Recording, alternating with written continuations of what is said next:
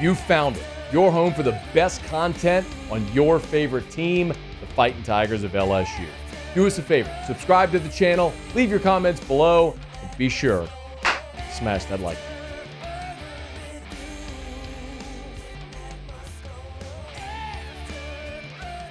Let's talk SEC schedule again. But this time, we actually have a temporary solution. Ross Dellinger and others, of course, the SEC office put this out from Destin and the SEC meetings that the league will play 8 conference games in 2024 when Texas and Oklahoma join the league. Divisions will be eliminated, as was the original plan. The 2 top teams from the standings will play in the title game.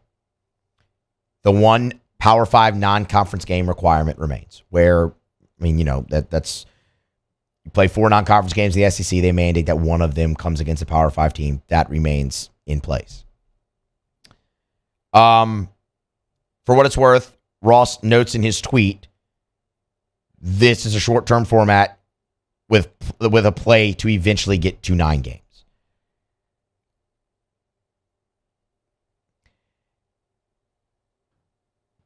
The voting on this is frustrating because as Ross reports, the SEC is going to 8 and not 9. Why? Well, the short answer is they didn't have the votes to go to 9. You don't need it to be unanimous. You need a simple majority here if you're the SEC. So 8 votes out of the 14 were needed. And according to Ross's reporting, the belief is there were only 5 votes for 9. Where this gets hairy is Texas and Oklahoma don't have a vote because they're not in the conference yet, technically. They're present at the meetings. Their voice is heard. They can't vote on any issues. Texas athletic director, Chris Del Conte, I believe it was yesterday, made the case that Texas is in favor of 9. That would have been another vote for you right there. Oklahoma, probably going to be in favor of 9. That would have been another vote for you right there. Now, that obviously would have only gotten you to 7. You still would have needed 1 more. But you could have been closer. The reason I say this is frustrating is because eventually they're going to go to 9.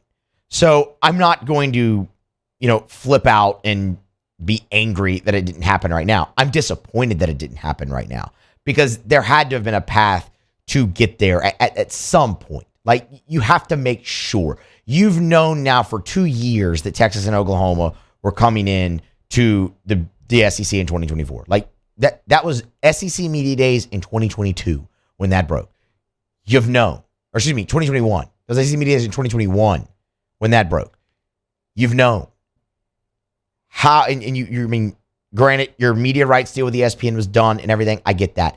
And look, we talked about it. We talked about what Greg Sankey said the other day and all the different areas that teams are looking at. Screw that. It's money. Okay? It's money. They want more money. They want more revenue from ESPN for adding a 9th game, and they can't get to that right now. That's why. Alabama, Georgia, LSU, they're not Tennessee, Texas A&M, whoever you... None of those teams are worried that they're going to get left out of the college football playoff because they've added an extra game to the SEC. The SEC is never going to get shut out of the college football playoff. That will never happen. Do they want to maximize their potential to get multiple teams in? Sure. Could 9 games hamper that a little bit? Yes. But you've already gotten 2 teams in on multiple occasions in the 4-team format doing the 8-game format. So I understand where you understand. You're like, okay, yeah, you're going to get more teams in that way. But the difference in that is negligible. Like, I'd be willing to bet you the SEC is getting 2 teams in the college and expanded playoff every single year because the winner of the SEC championship game is obviously going to get in, and you're going to have an at-large 2-loss team in there somewhere.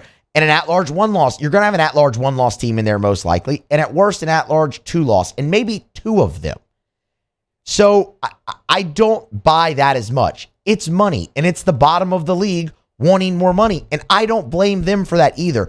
The frustrating part is there wasn't a solution reached in 2 years to get that done to where you could do this and move forward. Now you have this temporary solution, and you have to sit there and continue to debate and continue to figure out a way to ultimately get to 9 to put you on par, to put you even with the rest of college football.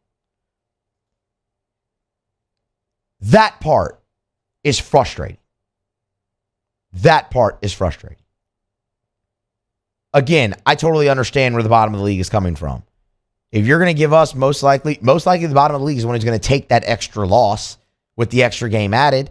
So yeah, pay us more money if we're going to do that. And eventually that's going to happen.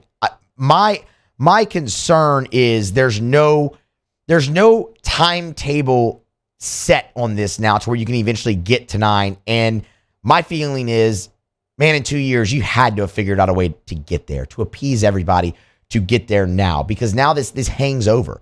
It's a 1 year thing, and that's important. Ross did also note that there were proposals for a 2 and a 4-year 8-game model as well, and they settled on 1. So hopefully that is encouraging. And the second part of that is Greg Sankey expects to have a more long-term scheduling format approved by this time next year. But man, again, you had 2 years. How am I supposed to believe that 1 more year is going to be able to get it done? What is it to say that next year at this time, when you're at the spring meetings, you're in the same boat and you have to approve another short-term thing? You just roll this over. And that's what I don't want. I want the SEC to move forward and get to 9 games and do it in a way where it maximizes your college football playoff, which I don't think is in very much jeopardy, and you can get the most revenue possible out of it for all of your member institutions. That is the goal. And again, it's frustrating that you haven't gotten there yet. Now, the other part of this today is field storming. Remember, they were talking about all these different new penalties for it, and the harshest one was you'd forfeit a home game. Like, if you storm the field, you would forfeit a home game next year. Essentially, you would have to go against the team you're playing. So it would have been like the Hurricane Matthew debacle, where Florida came and played the game here finally after Jeremy Foley and Joe Oliva had their pissing contest. And then LSU had to go to Florida back-to-back years. So it would have been something like it. Like, that's an example of having to see it, right? That was their compromise for that. If LSU storms the field against Alabama like they did this past year, well, the next 2 games would be in Tuscaloosa. That was their most harsh reality. They didn't go with that. They really didn't change this much at all. The difference is a communication plan. You must have uniformed officers and security. The member institution must provide that to escort teams, players, officials off the game, off the field, and keep them separate from fans, so there's no altercations like what happened with Alabama and Tennessee this year when the Alabama receiver slapped the girl upside the head. So you have to have that communication plan, and you have to provide the conference office with it prior to August 1st every single year, as well as a detailed field/court rush management plan.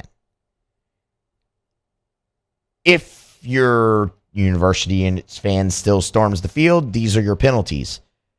The first offense is a $100,000 fine. The second offense is a $250,000 fine. Third and each subsequent offense is $500,000. Sound familiar? It should, because that part hasn't changed. The differences here are it's effective immediately. Each member institution will reset. So you have a fresh penalty cycle, where if you're LSU, you're up to that $500,000 time each time. Now you reset.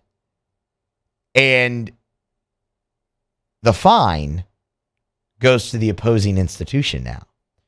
So LSU storms the field against Alabama, they pay that fine to Alabama now instead of the conference office and a charity and how they were doing it. Now it goes to the opponent, which that is interesting. I will say that's an interesting twist. It's like, okay, man, you're on the field against this team, you beat them, and now you got to send them the fine. Like, can you imagine having to send Alabama or or I don't know, think of another hated rival, $500,000?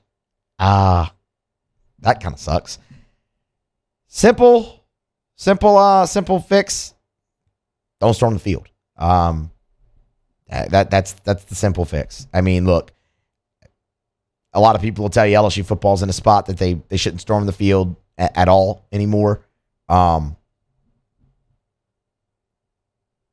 not going to be that guy. I mean, you win a huge game, you get in the moment sometimes. It's, sure. But it'll be interesting to see if these curtail it any, these new, quote unquote, air quotes, new rules, if it curtails it any. But at least you don't have to forfeit a home game. That would have sucked. That would have sucked. It also probably would have fixed the problem, but that would have sucked. Hey, thanks so much for watching.